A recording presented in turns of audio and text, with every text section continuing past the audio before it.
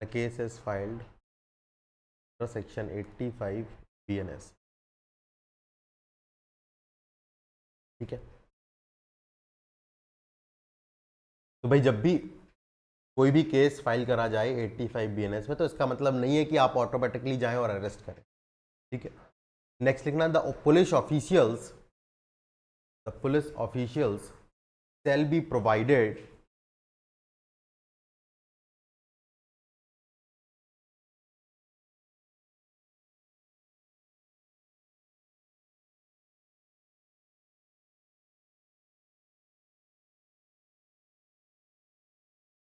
shall be provided with a checklist containing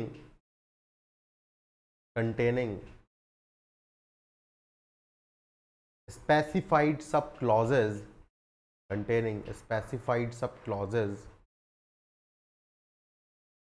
of section 35 clause 1 clause B 2 and 35 subsection 1 clause B subclause 2, and this checklist has to be forwarded to magistrate, and this checklist has to be forwarded to magistrate when the accused is produced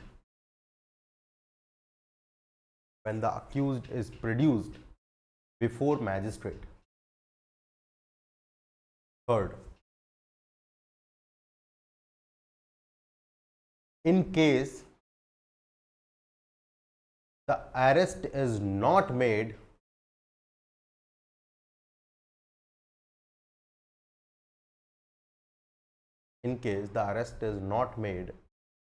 then also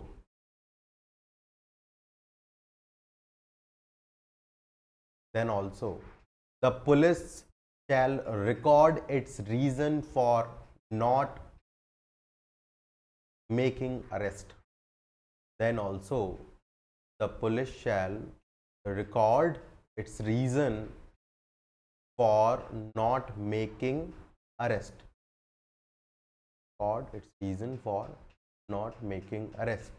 And forward it to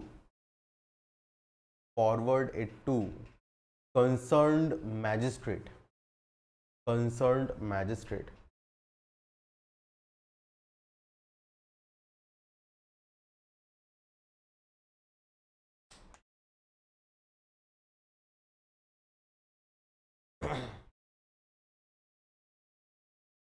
next लिखिएगा, within 2 weeks from the date of registration of FIR, within 2 weeks from the date of registration of FIR, notice under section 35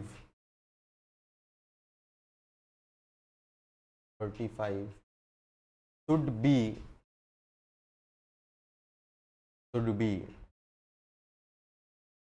given to accused for his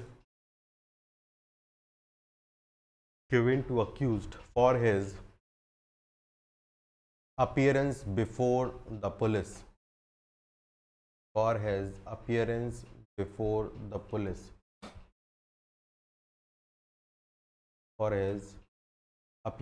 before the police. ठीक है, अब इसके बाद आता है case Satyendra Kumar Antil.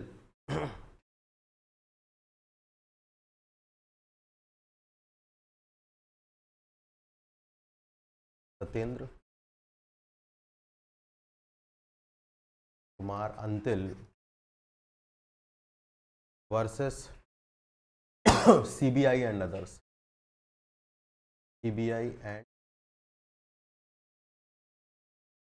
ये 2022 का ही judgment. Satyendra Kumar Antil versus CBI and others.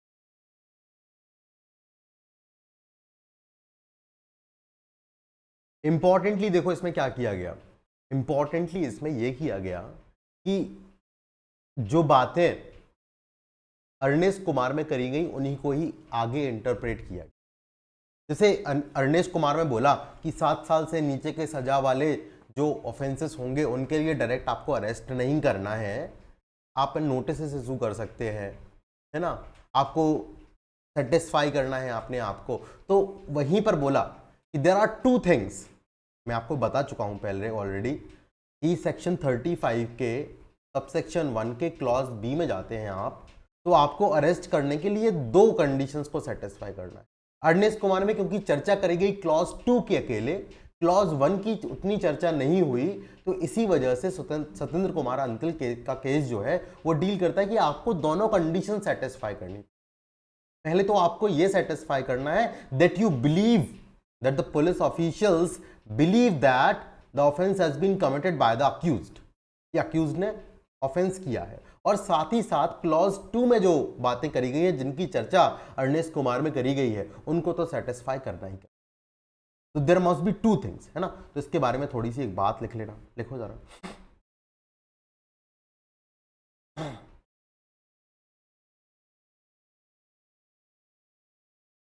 The court held that there must be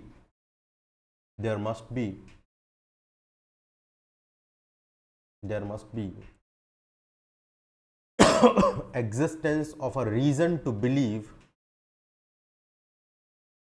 there must be existence of a reason to believe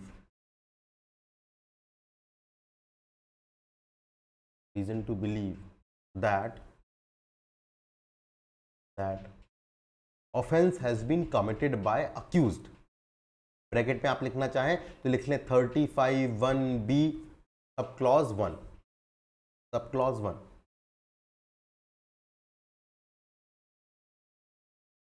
and also the satisfaction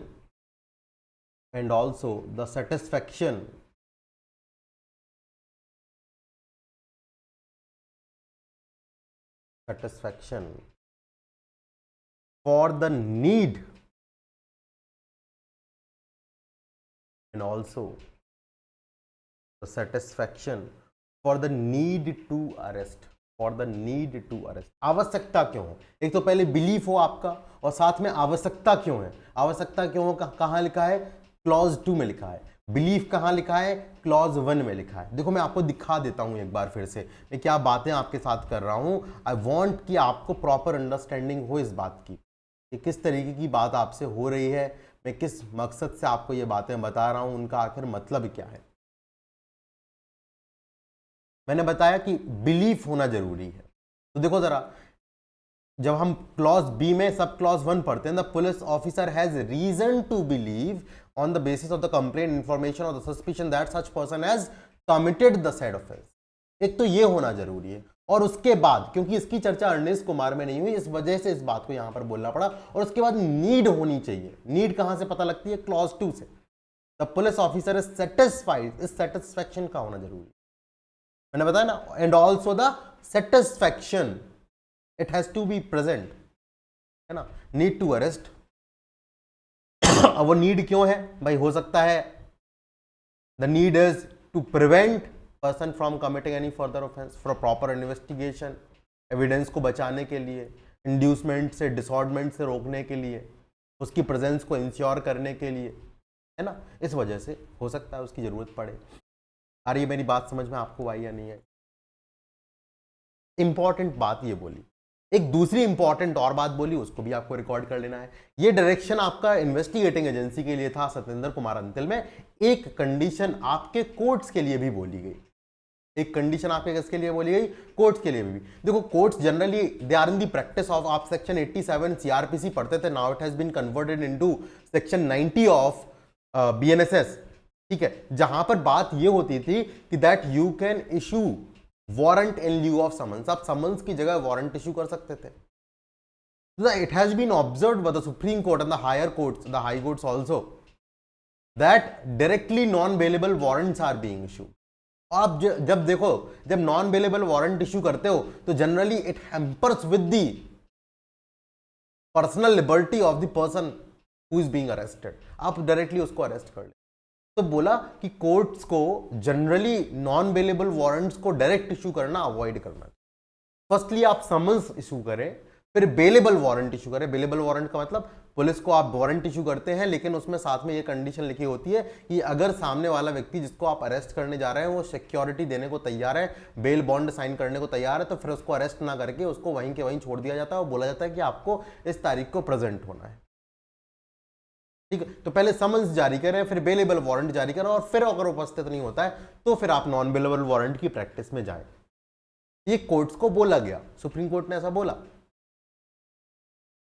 The reason is but obvious that you know very well। और मैं ये बात शुरुआत से आपको बताते आ रहा हूं कि how the presence has to be ensured before the court। अभी हम आगे पढ़ेंगे, यही प्रोविजन सारे हमको पढ़ने आगे कि आखिर अक्यूज्ड को या किसी व्यक्ति को आपको कोर्ट के अंदर लेके आना है। how you will bring that person before the court, how a thing will be produced before the court। एक व्यक्ति भी और कोई वस्तु भी कैसे कोर्ट के समक्ष आएगी, that we will discuss from section 63 onwards। 63 के बाद वही प्रोविजंस पढ़ने हैं हमें। प्रोसेस टू कंपेल प्रेजेंस, कि क्या प्रोसेस अपनाएंगे आप किसी को कंपेल करने के लिए, किसी की प्रेजेंस को कंपेल करने के लिए। तो ये बात को किसने बोली? सुप्रीम कोर्ट ने बोली कि पहले समन्स जारी करें, then bailable warrant, then non bailable. तो इस बात को और लिख लीजिए आप। The courts will have to adopt, और बाकी बातें जो इंपॉर्टेंट नहीं।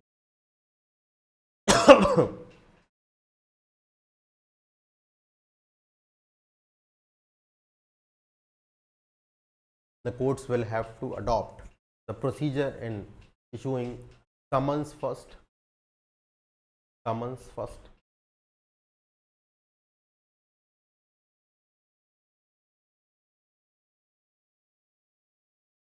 summons, thereafter bailable warrants,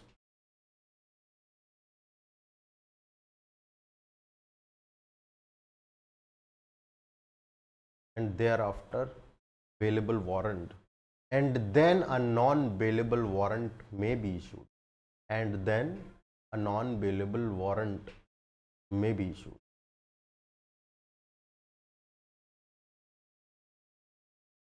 Non-bailable warrant may be issued।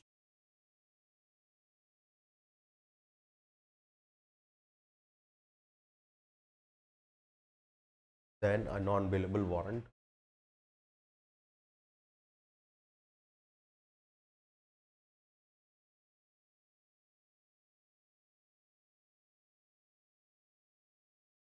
ठीक है। अब मान लीजिए भाई आपको बोला तो बहुत जा रहा है कि आप 41A मतलब 35 को फॉलो करिए, आप नोटिस जारी करिए। अब मान लीजिए 35 के डायरेक्शंस को फॉलो ही नहीं किया गया, या फिर नोटिस सर्व करना था, नोटिस सर्व ही नहीं किया गया। ये सारी कंडीशंस अगर नहीं फॉलो करी जा रही हैं तो ऐसी कंडीशन में accused is entitled to get the bail. Accused को जो है बेल का अधिकार होता है, उसको तुरंत डिफॉल्ट बेल जो इसको हम बोलते हैं वो मिल जाएगी। He is entitled to bail. फिर केस के मेरिट्स पर नहीं जाया जाएगा, केस के मेरिट्स पर ना जाकर के उसको डिफॉल्ट मतलब बिना केस के मेरिट्स पर जाकर के उसको बेल मिल जाती है। ऐसी बातें हम 187 में भी देखेंगे। डिफॉल्ट बेल का एग्जाम्पल एक बार हमें 180 सेक्शन 187 में भी देखने को मिलेगा, जब पुलिस रिमांड मांगने जाती है और उसके बाद वो चार्जशीट प्रस्तुत नहीं करते हैं with in a stipulated period of time. उनको एक समय सीमा के अंदर क्या करना पड़ता है? पुलिस रिपोर्ट सबमिट करनी होती है। But if they do not submit it within that period of time, then accused is entitled to default bail. उसको डिफॉल्ट बेल मिल जाती है। आ रही है बात समझ? तो वैसी बात यहां पर है कि if the procedure which is prescribed in section 35 is not followed, then accused is entitled to bail। तो इस बात को थर्ड पॉइंट में आप और लिख लेना। if section 35 BNSS is not complied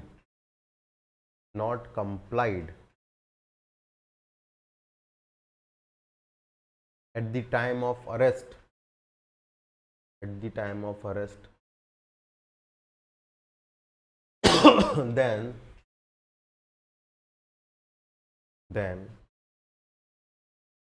accused would be entitled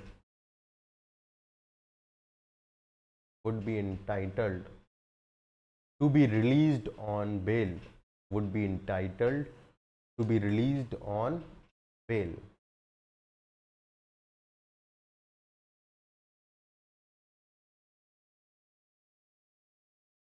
Would be entitled to be released on.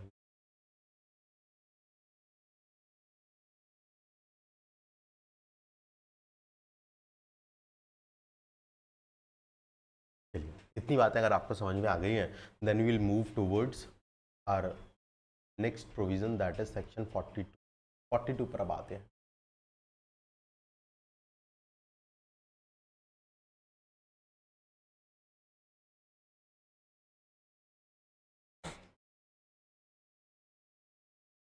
अब देखिए यहां से कुछ प्रोविजंस हैं, कुछ मैं बता रहा हूं नंबर्स, मैंने बताया आपको नंबर्स आर वेरी इंपॉर्टेंट। अभी जो प्रोविजंस हमने पढ़ना चालू करे हैं, specially from section 35 onwards, even for that matter 34 and 33 are important, 33-34 भी इम्पॉर्टेंट है। तो फ्रॉम सेक्शन 33 ऑनवर्ड्स जो हम 62 तक जो प्रोविजंस पढ़ने वाले हैं, उनके नंबर्स बड़े इंपॉर्टेंट है। मैं बता रहा हूँ बहुत सारे क्वेश्चन इनके नंबर से पूछे जाते हैं। ये कौन से सेक्शन, ये कौन से प्रोविजन में है, ये कौन सा सेक्शन नंबर है, पूछा जाएगा, बार बार पूछा जाता है। अंदर का तो इंपॉर्टेंट है ही है, वो बात ध्यान रहती है, because it is something which is procedure, एक कहानी है, हमारे दिमाग में रहेगी। But number is something which will be misplaced in your mind. You must have very specific recollection of the section numbers, बहुत जरूरी है। चलिए मैंने आपको बता रखा है क्या करना है आपको। एक तो इंडेक्स है, दूसरा you may develop your own acronyms for things, जैसे कि हमने सेक्शन 35 के लिए पढ़ा SIP सोडर with double I and double R. Okay, so anything that works for you, you practice that exercise. But at the end of the day, it is important that you remember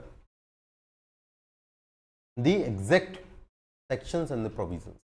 कौन सा section number है ये आपको पता हो तो बेहतर है। 42 से जो है हम अपनी कहानी स्टार्ट करते हैं, आगे बढ़ते हैं। ठीक है, चलिए यहाँ तक की जो बातें मैंने बताई, आपको कोई लगा ऐसा कोई चीज़ जो समझ में नहीं आई है, आपको समझनी है, तो वो मुझे बता दो। If you have understood give me a thumbs up. Yes, everything is good, everything is clear.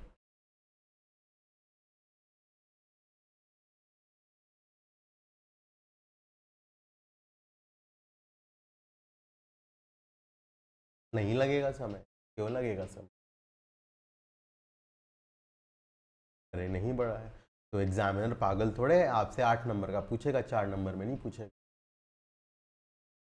Examiner को पता है कितना पूछना है। वो अर्नेश कुमार पूछता है तो 4 मार्क्स का क्वेश्चन, तब अर्नेश कुमार डायरेक्ट पूछा है, एक बार 3 बार पूछा है।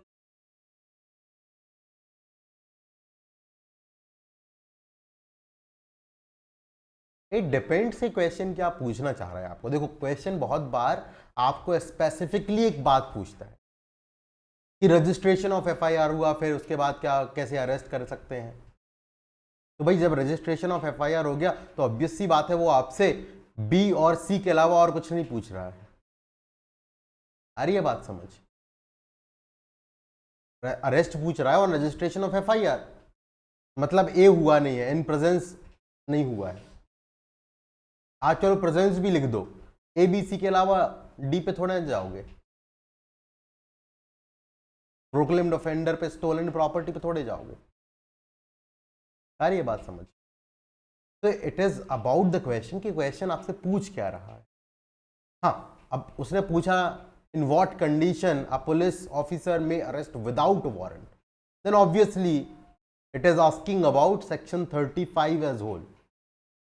वहां पर आपको पूरा सेक्शन 35, उसके अलावा नहीं लिखना है कुछ।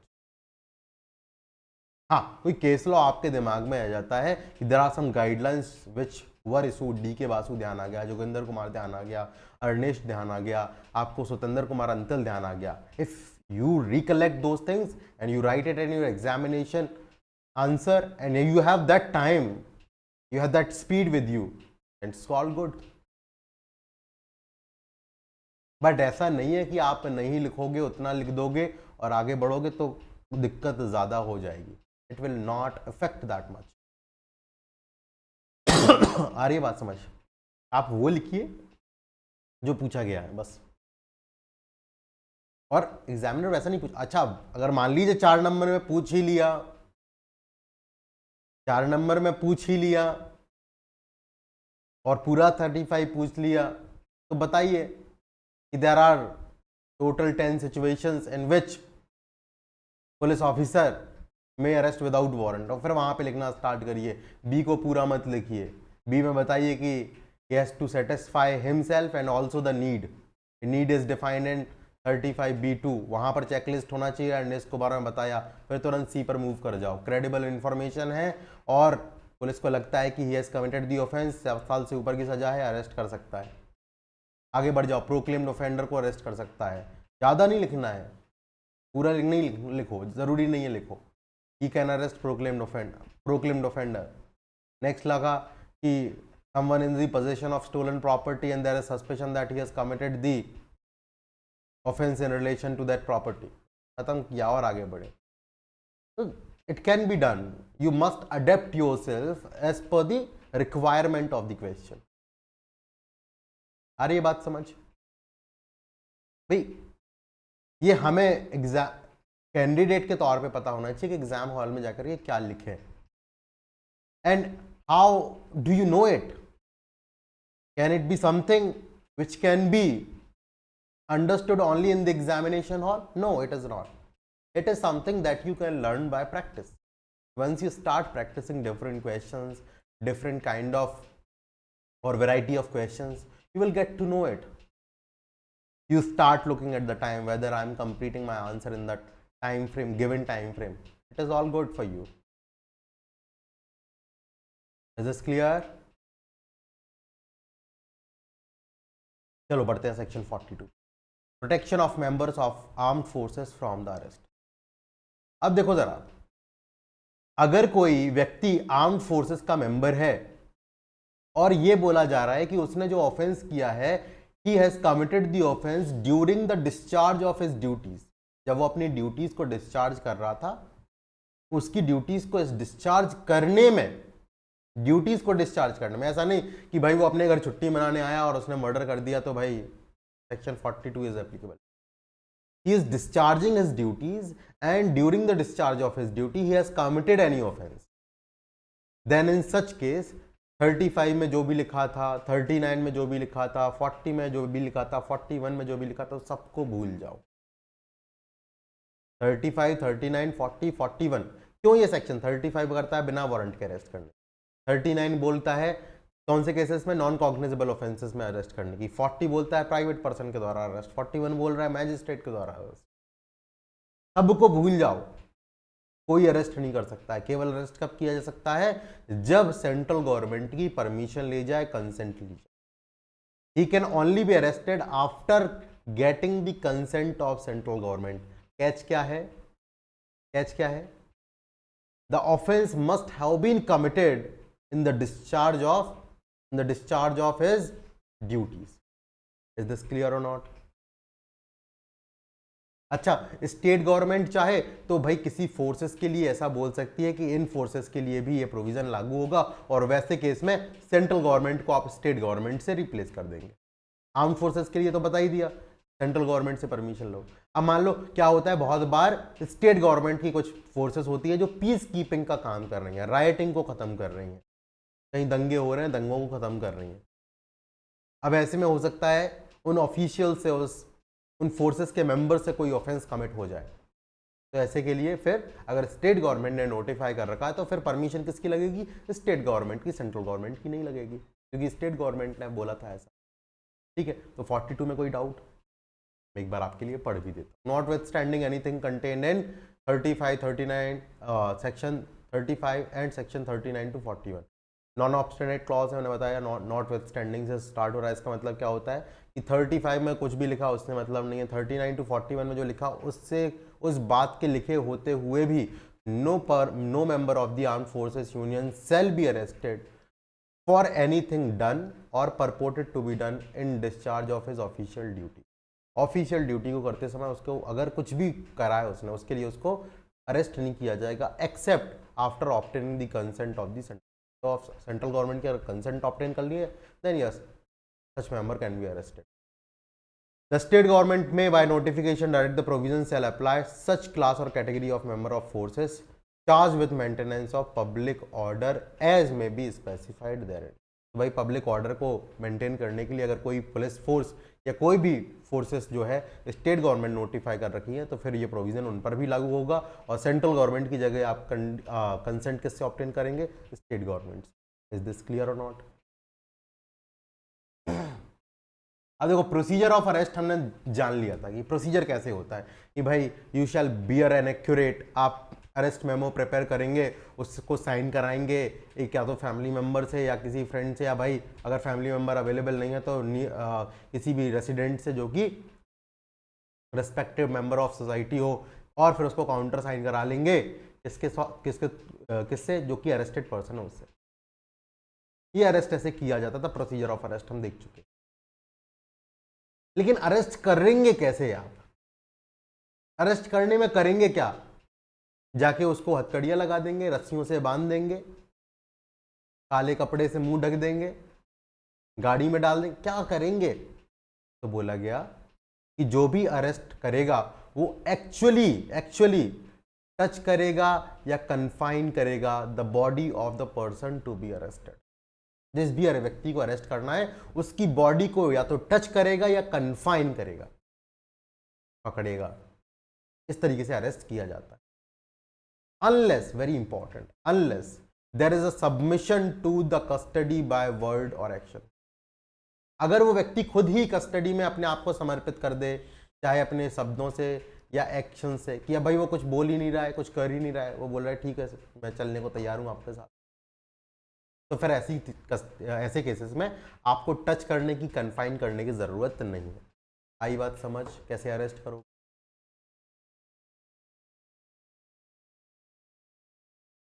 क्लियर है नहीं है? बताओ। बहुत आसान सी बात है। ध्यान तब रखना है जब आप किसी वुमेन को अरेस्ट करें।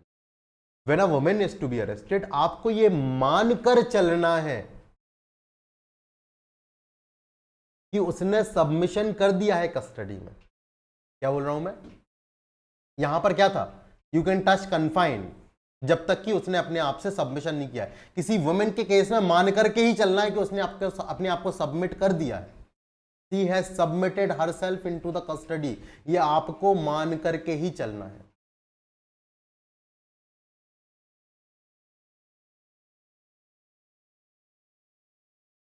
अरे ये बात समझ में, जब तक कि ये ना लग जाए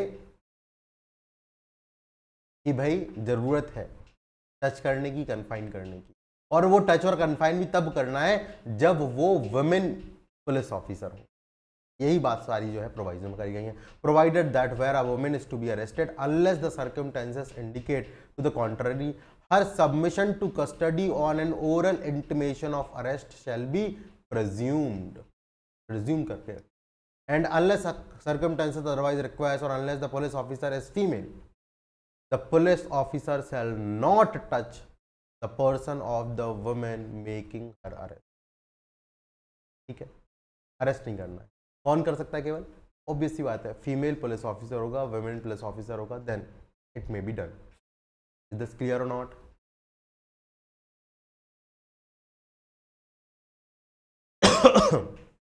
अब मान लीजिए वो व्यक्ति अपने आप वो रेजिस्ट करता है अरेस्ट होने, ठीक है, भागने का ट्राई करता है, अरेस्ट से भागने का ट्राई करता है, तो आप हर एक नेसेसरी मीन यूज कर सकते हैं जिससे उसका अरेस्ट हो सके। Such person forcibly resist, force के द्वारा रेजिस्ट करता है, एंडेवर टू अरेस्ट हिम और attempts to evade the arrest, such police officer और other person may use all means necessary, all मतलब सब, कुछ भी, नेसेसरी लेकिन जो necessary, to affect the arrest. ठीक है, नेक्स्ट देखिएगा जरा, क्या आप उसको हैंड कफिंग कर पाएंगे? हैंड कफिंग के लिए अभी हम एक जजमेंट भी पढ़ेंगे, very important judgement that is, बहुत बार एग्जाम में पूछ दिया जाता है। क्या आप हैंड कफिंग करेंगे? तो बोला गया कि पहले ये प्रोविजन नहीं था, अभी हैंड कफिंग को थोड़ा सा कुछ केसेस में डाल दिया गया है, तो कब करेंगे देखिए जरा, आप gravity, nature and gravity of offence को देखेंगे, फिर देखेंगे हैंड कफिंग पर्सन, जब उसको आप अरेस्ट कर रहे हैं तब करेंगे हैंड कफिंग, या फिर जब उसको प्रोड्यूस कर रहे हैं, किसके सामने? कोर्ट के सामने प्रोड्यूस कर रहे हैं। लेकिन कौन से लोगों को? या तो जो हैबिचुअल और रिपीटेड ऑफेंडर हैं उनको, या जो ऑलरेडी एक बार कस्टडी से भाग चुके हैं ऐसे लोगों को। कैसे लोगों को? जो ऑलरेडी कस्टडी से क्या कर चुके हैं? भाग चुके हैं, ऐसे लोगों को।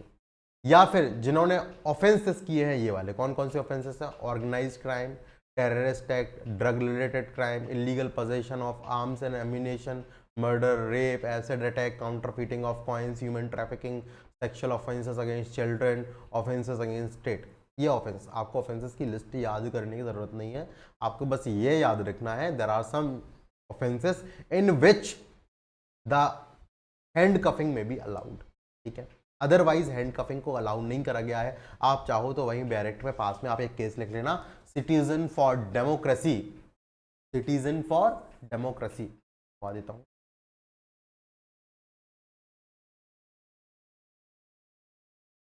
Citizen for democracy versus SHO Noida, oh sorry state of Assam, तो नोएडा तो दूसरा, Rajkumar, state of Assam and others, state of Assam and 1995 के हैंड कफिंग से रिलेटेड जो है प्रोविजन जो है उसमें करा गया था कि कब हैंड कफिंग की जाएगी, कब नहीं की जाएगी। अब मैं बताऊं आपको, सीआरपीसी में आपको मैंने बताया ऐसा कोई प्रोविजन देखने को नहीं मिलता था, अभी ये प्रोविजंस को जो है ऐड कर दिया गया है, and they are in line with this citizen for democracy versus state of Assam and other. ठीक है, लिख लीजिएगा वहीं पर।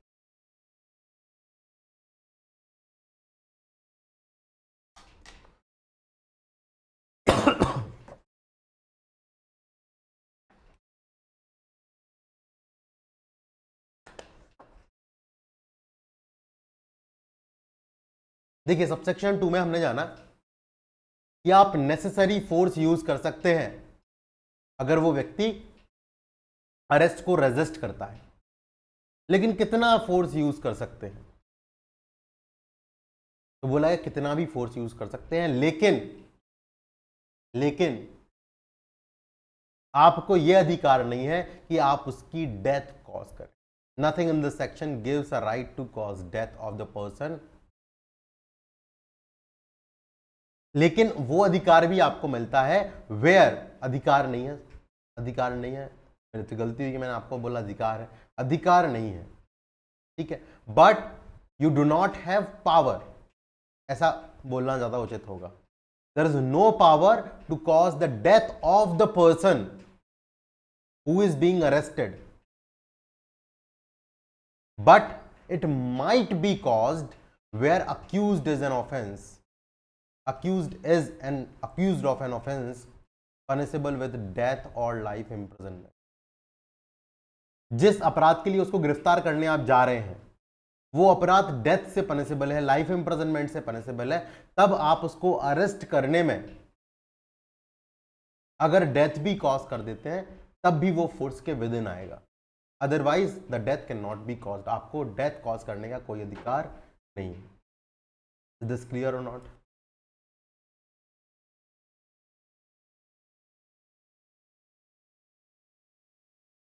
अब डेथ कॉज की जा सकती है when the offence is punishable with death और लाइफ इम्प्रिजनमेंट। ठीक है, चलिए नेक्स्ट देखते हैं। Save in exceptional circumstances, no woman shall be arrested after sunset before sunrise। Sunset के बाद, सनराइज के पहले आपको किसी भी वुमेन को अरेस्ट नहीं करना है, ठीक है। लेकिन अगर कोई एक्सेप्शनल सर्कमस्टेंसेस आ भी जाते हैं, अगर कोई एक्सेप्शनल सर्कमस्टेंसेस आ भी जाते हैं, तो जो वुमेन पुलिस ऑफिसर है, ध्यान देना जरा, जो वुमेन पुलिस ऑफिसर है वो एक रिटन रिपोर्ट करेगी, किसको? मैजिस्ट्रेट को।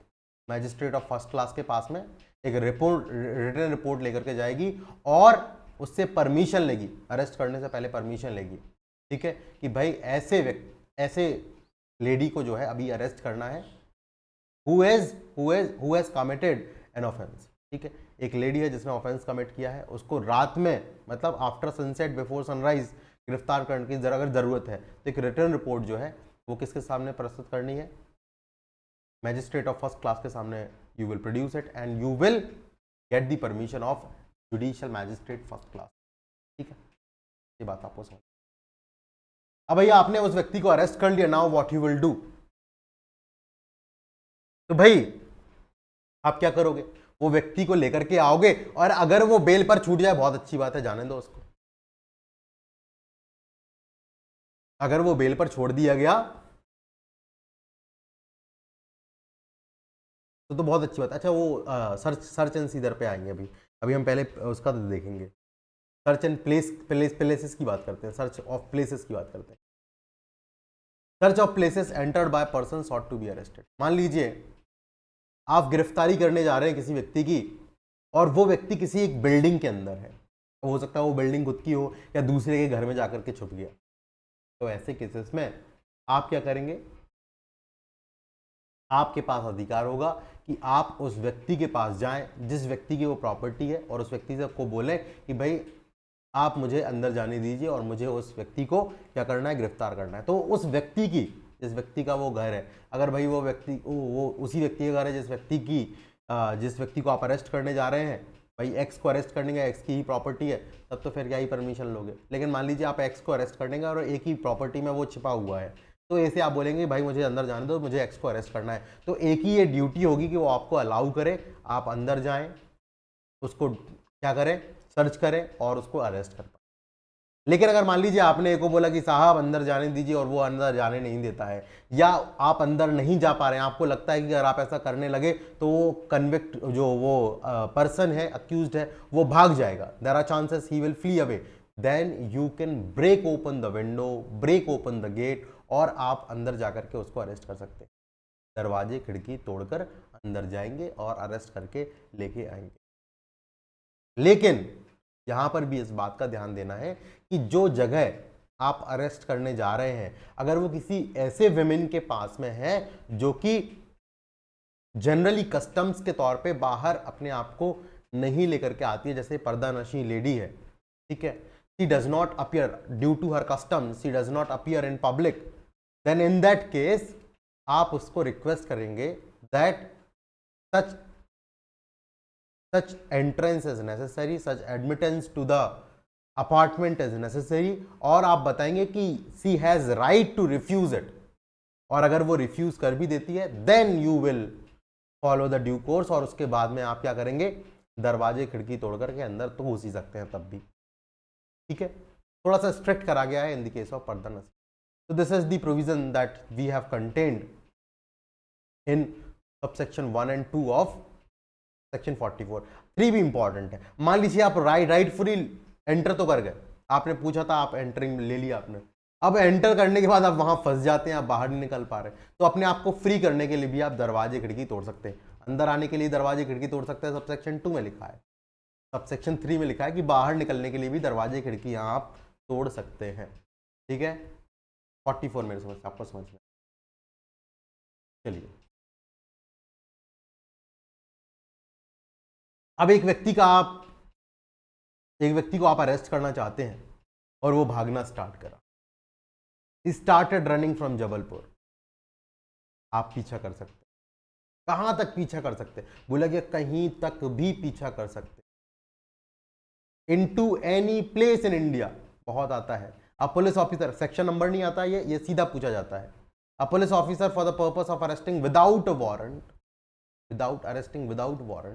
any person whom is authorized to arrest pursue such person into any place in India, किसी भी प्लेस तक क्या कर सकते हैं? उसको परस्यू कर। अब अरेस्ट कर लिया, कैसे रिस्ट्रेन, कितना रिस्ट्रिक्शन उसके ऊपर लगाना है, तो भाई इतना रिस्ट्रिक्शन लगाना है उसके ऊपर कि वो भाग ना सके, अननेसेसरी रिस्ट्रिक्शन नहीं लगाना है।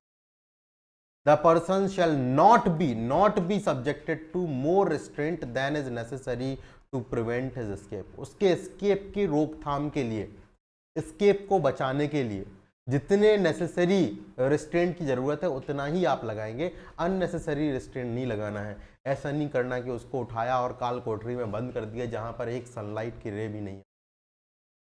You do not do it. Is this clear? अब भाई जब अरेस्ट कर लिया है तो अब आती है मिरिंडा वार्निंग। यहाँ पे वैसे नहीं दिया गया है मिरिंडा वार्निंग, वैसे किसका पार्ट है? आपके एविडेंस का पार्ट है, लेकिन फिर भी मैं बता देता हूं। आपने हॉलीवुड मूवीज में बहुत देखा होगा, you have right to remain silent, you have right to remain silent, you have right to meet your advocate, anything you say will be used against you in the court room. ऐसी बातें कहते हुए सुना है Hollywood movies में? बताओ। Mirinda warning बोलते हैं इसको। क्या बोलते हैं इसको? Mirinda warning. मिरिंडा वार्निंग इसलिए बोलते हैं, मिरिंडा केस था एक जिसमें यूएस में इन वार्निंग्स को कंपलसरी करा गया कि ये वार्निंग्स पुलिस को देनी पड़ेंगी। बट हमारे यहाँ जनरली ये नहीं है। हमारे यहाँ कुछ रूल्स हैं जो फॉलो करे जाएंगे कि भाई आपको बताया जाएगा कि आप अपने एडवोकेट से मिल सकते हैं, आपको आपके ग्राउंड्स बताए जाएंगे कि किस ग्राउंड पे आपको अरेस्ट किया गया है, किस ग्राउंड पे आपको अरेस्ट किया गया है, that you will get to know. लेकिन ये नहीं बोला जाएगा कि जो भी आप बोलेंगे वो आपके अगेंस्ट यूज किया जाएगा कोर्ट के अंदर। ऐसा नहीं है। क्यों नहीं है? क्योंकि हमारे एविडेंस में ऐसा है ही नहीं। The evidence is law is very different. Anything that you say to the police is cannot be proved against you. Any confession made to police cannot be proved against the person who made the confession.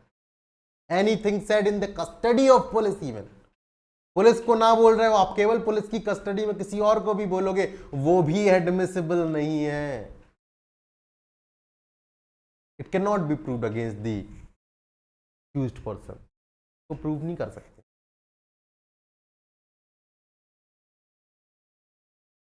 है ना? तो वो Mirinda warning basically हमारे यहाँ लागू नहीं होती। But Mirinda warning मैं बता रहा हूँ, जैसे मिरिंडा वार्निंग वहां पे दी जाती, तो हमारे यहाँ ये काम करना है।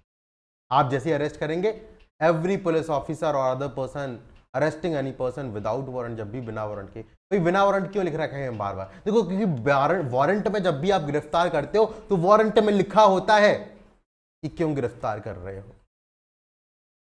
वारंट में लिखा होता है कि कहां लेकर के आना है,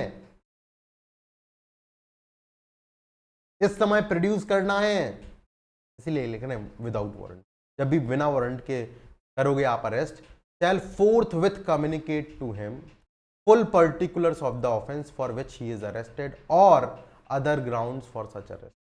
जो भी ग्राउंड से अरेस्ट के वो आपको बताने पड़े, ऑफेंसेस के पर्टिकुलर्स देने पड़ेंगे जिसके लिए उसको अरेस्ट किया जा रहा है। When a police officer arrest without warrant any person other than a person accused of non-bailable मतलब किसके लिए? देखो बहुत अलग तरीके से लिखते हैं। इसमें लिख दिया where a police officer arrest without warrant any person other than accused of non bailable offence. भाई सीधा लिख देते ना कि where a police officer arrest without warrant any person for a bailable offence, ऐसा लिख देते, कितना आसान हो जाता। जहां कोई भी पुलिस वाला किसी भी व्यक्ति को बिना वारंट के बेलेबल ऑफेंस के लिए गिरफ्तार करता है, वहां पर उसको वो जानकारी देगा। क्या जानकारी देगा? पर्सन अरेस्टेड को जानकारी देगा कि उसका राइट है, he is entitled to be released on bail, that he may arrange for sureties on this behalf. और इसके लिए आप श्योरिटीज का इंतजाम कर लीजिए, जमानतदारों का इंतजाम कर लीजिए। आपको जमानत पे अभी के अभी हम छोड़ सकते हैं, क्योंकि आप किसके लिए गिरफ्तार हो रहे हो? बेलेबल ऑफेंस के लिए गिरफ्तार हो रहे हो। बेलेबल ऑफेंस में बेल जो है पुलिस ऑफिसर्स भी दे सकते हैं, कोर्ट से बेल लेने की जरूरत नहीं है। यहां तक बात समझ में आई? ये दोनों बातें आपको तुरंत के तुरंत करनी है। तब जब आप किसी व्यक्ति को अरेस्ट करते, प्रोसीजर तो फॉलो करना ही करना है। और क्या करोगे? और देखो वहां पर उसको अधिकार था, ध्यान देना जरा, अभी हमने पहले पढ़ा वहां पे अधिकार है कि वो अपने एक इन्फॉर्म करे अपने एक रिलेटिव को, यहीं पर सेम प्रोविजन करा गया है कि ऑब्लिगेशन भी है of person making arrest to inform about arrest, कि अरेस्ट की जानकारी दे किसको? ऑब्वियस सी बात है, जो भी व्यक्ति अरेस्ट करेगा उसके ऊपर ऑब्लिगेशन। अभी राइट बताया था, अरेस्टेड पर्सन का राइट था, अब जब राइट है तो ऑब्लिगेशन भी हो, तो ऑब्लिगेशन भी लिख दी। Every police officer or other person making arrest under the Sanhita shall forthwith give information regarding such arrest and place, arrest के बारे में भी और प्लेस के बारे में, जहां पर अरेस्टेड पर्सन को रखा जाएगा, to any of his relatives, friends or other person as may be disclosed or nominated by the arrested person for the purpose of giving such information, and also designated officers in the district। Relatives को भी देनी है या friend को देनी है या फिर किसी और व्यक्ति के बारे में वो नहीं चाहता है कि मेरी फैमिली फ्रेंड्स को पता लगे, एक थर्ड व्यक्ति के बारे में बताता है, उस थर्ड व्यक्ति को जानकारी दे दो। और साथ ही साथ पुलिस ऑफिसर या जो भी व्यक्ति अरेस्ट करने जा रहा है उसके ऊपर यह भी जिम्मेदारी है कि वो डेजिग्नेटेड पुलिस ऑफिसर, कौन था डेजिग्नेटेड पुलिस ऑफिसर, याद है या नहीं? 36 की बात, ASI, ध्यान आया? Designated police officer, assistant sub inspector of police या उससे ऊपर का कोई अधिकारी है, ध्यान या नहीं है? कंट्रोल रूम स्टैब्लिश करेंगे in every district and every state, ठीक है, तो उसको भी जानकारी देंगे। भाई उसको जानकारी क्यों नहीं है? उसको जानकारी मिलेगी तो वो कंट्रोल रूम के बाहर डिस्प्ले करेगा, डिजिटल मोड से डिस्प्ले करेगा कि भाई इन लोगों को अरेस्ट करा गया, इनके एड्रेसेस ये, ठीक है। देखो, the police officer shell inform the arrested person of his rights under subsection 1, जो सबसेक्शन 1 में उसका राइट है उसके बारे में तुरंत जानकारी देंगे। तो अभी 2 राइट वो ऊपर लिखे थे, देखो, अरेस्टेड पर्सन के, कि भाई क्या ग्राउंड ऑफ अरेस्ट उसको पता लगे। दूसरा राइट है कि जैसे ही उसको अगर बेलेबल ऑफेंस के लिए गिरफ्तार करा गया तो बेल लेने का अधिकार आपके पास में, ये बताया जाए। और तीसरा अधिकार है कि भाई उसको इन्फॉर्म किया जाए कि आपका ये अधिकार है कि आप किसी भी रिलेटिव को, फ्रेंड को या फैमिली मेंबर को क्या कर सकते हैं, इन्फॉर्म कर सकते हैं, जैसे उसको पुलिस स्टेशन लेकर के, as soon as he has brought to police station, brought to police, ठीक है। Any entry of the fact as to who has been informed of arrest such person shall be made in a book to be kept in the police station। अब किसको information दी है आपने कि arrest किया गया है, वो इन्फॉर्मेशन की जानकारी आप उस बुक में लिखेंगे जो कि स्टेट गवर्नमेंट ने दी है। और ये चीजें फॉलो हुई, पुलिस ने बताया नहीं बताया तो बुक में लिखा या नहीं लिखा, ये सारी जानकारी किसको दी जाएगी, मैजिस्ट्रेट को दी जाएगी। और ये मैजिस्ट्रेट की ड्यूटी है कि वो चेक करे कि रिक्वायरमेंट जो है सबसेक्शन 2 का और सबसेक्शन 3 का हुआ है या नहीं हुआ है। किसकी ड्यूटी है ये? मैजिस्ट्रेट की ड्यूटी। इन्फॉर्म किया गया था, किसको इन्फॉर्म किया गया था, बुक में लिखा है, देखना है, किसकी ड्यूटी है। It is the duty of, shall be the duty of the magistrate before whom such arrested person is produced to satisfy himself the requirement of subsection 2 and subsection 3 have been complied with in respect of such person arrested person। ठीक है, is this clear or not? अब देखो जरा, अब आप गिरफ्तार करके लेकर के आ गए, एक व्यक्ति को गिरफ्तार कर लिया, उसको अगर बेल पे छोड़िए तब तो बहुत अच्छी बात, देयर इज नो प्रॉब्लम, जाने दो भाई।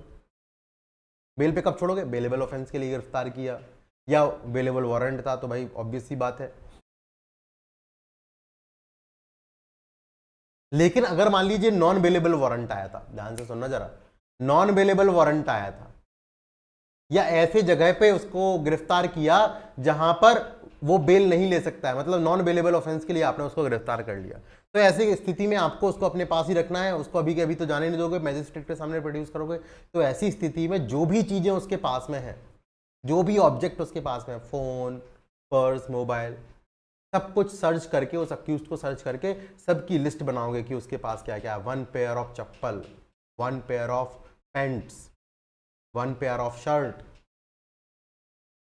पेयर ऑफ शर्ट क्यों, 1 shirt, a pair of pants, a pair of shoes, a phone, a purse containing 500 rupees, 1 200 rupee note, 3 100 rupees notes containing 1 ID, जो भी आपको मिले उसके पास में, वो सब का सब लेना है और उसकी लिस्ट बना।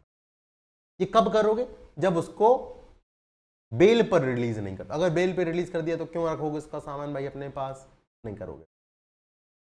Whenever, देखो मैं आपके लिए पढ़ के एक बार सुना देता हूँ। Whenever a person is arrested by a police officer under a warrant which does not provide for taking bail, मतलब नॉन बेलेबल वारंट लिख लिया करो वहीं पे, non bailable warrant, or under a warrant which provides for taking bail but person arrested can not furnish bail. अब bailable warrant तो है लेकिन वो बेल ही नहीं फर्निश कर पा रहा है, वो श्योरिटीज ही नहीं लेकर आ पा रहा है। जब श्योरिटीज लेकर नहीं आ पा रहा है तो फिर उसको रखना पड़ेगा, आपको बेल नहीं दे सकते हो आप इसको। Second, a person is arrested without warrant और by a private person under a warrant and cannot be legally admitted to bail. अब बिना वारंट के उसको कर लिया लेकिन बेल में एडमिट नहीं कर सकते हो, या वो बेल नहीं दे पा रहा है, मतलब नॉन बेलेबल ऑफेंस के लिए लिया तो फिर उसको रखोगे, या बेलेबल ऑफेंस के लिए गिरफ्तार किया और वो बेल नहीं दे पा रहा है तो उसको बेल के लिए एडमिट नहीं किया जा सकता है। The officer making arrest or when the arrest is made by private person, the officer to whom he makes over the person arrested, मतलब जो पुलिस ऑफिसर है वो अब क्या करेगा? ये तो सिचुएशंस हो गई, कब करना है, करेगा क्या पुलिस ऑफिसर?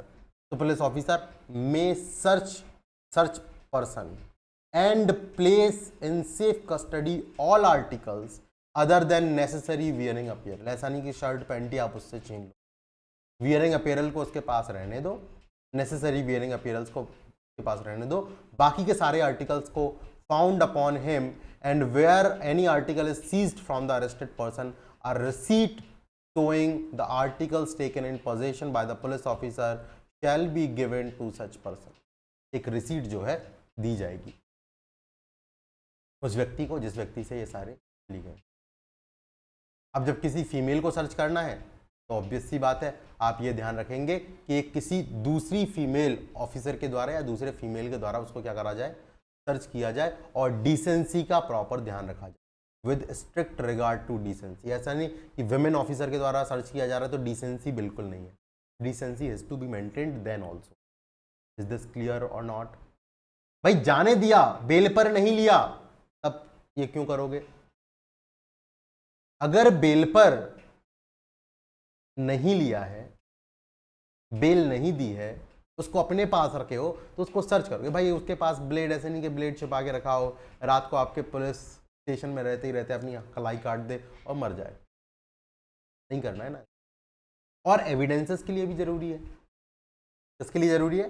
एविडेंस के लिए भी जरूरी है। अभी हम देखेंगे आगे। ये बात आपको सभी को समझ में आई या नहीं आई, बताओ जरा। क्लियर? चलो बहुत बढ़िया।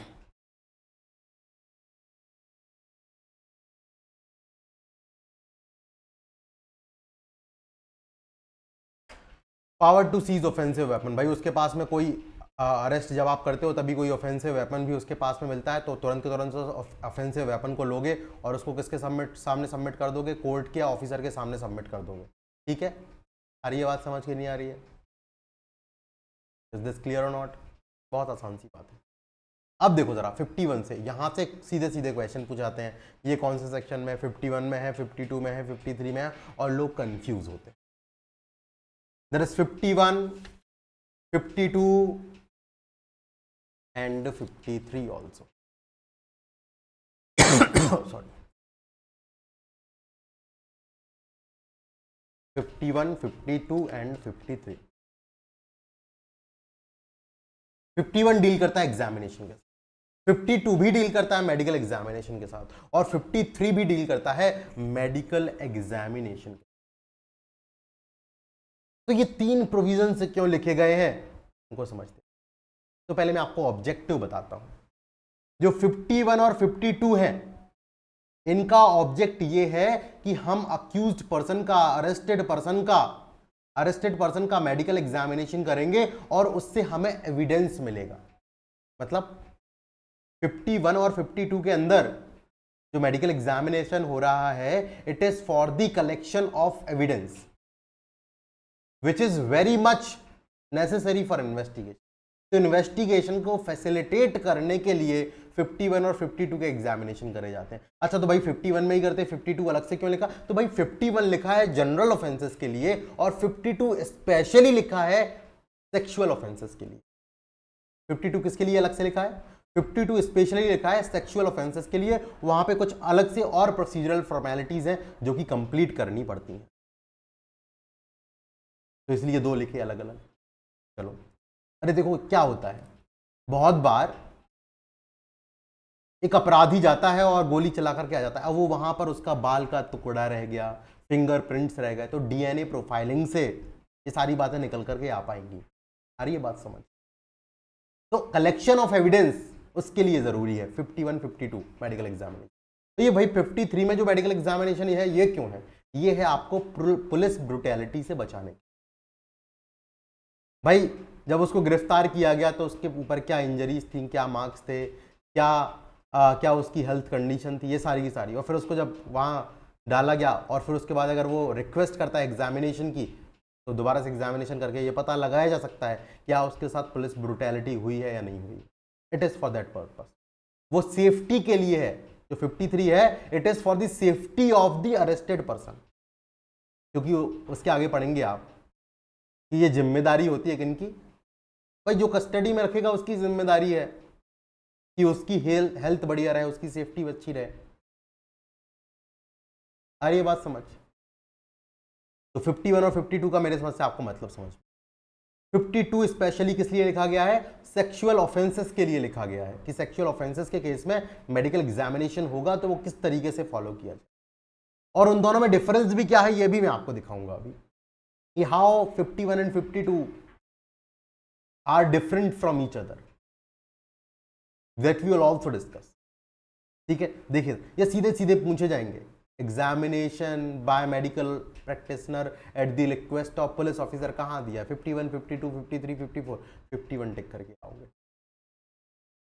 अरे ये बात समझ, पूछा जाता है grounds of arrested person, grounds of arrest, तुरंत अरेस्टेड पर्सन को बताया जाए कौन से प्रोविजन में लिखा है, इन्फॉर्म किया जाएगा, ये ऑब्लिगेशन होता है, कहाँ लिखा है, सेक्शन नंबर पूछ ले